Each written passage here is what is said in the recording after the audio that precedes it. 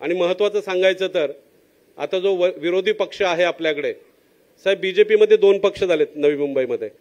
एक झालाय ताईंचा बीजेपी आणि एक झालाय साहेबांचा बीजेपी दादांचा बीजेपी.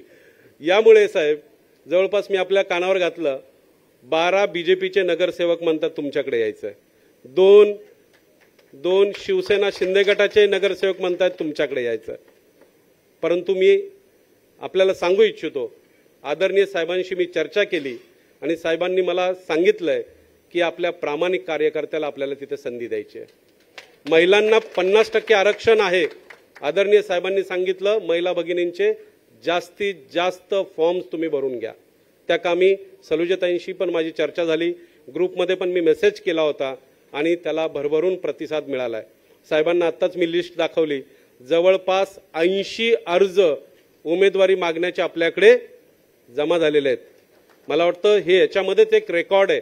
साहेब म्हटले त्यासोबतच तुम्ही तरुणांना किती संधी देताय याच्यावर पण माझं लक्ष आहे.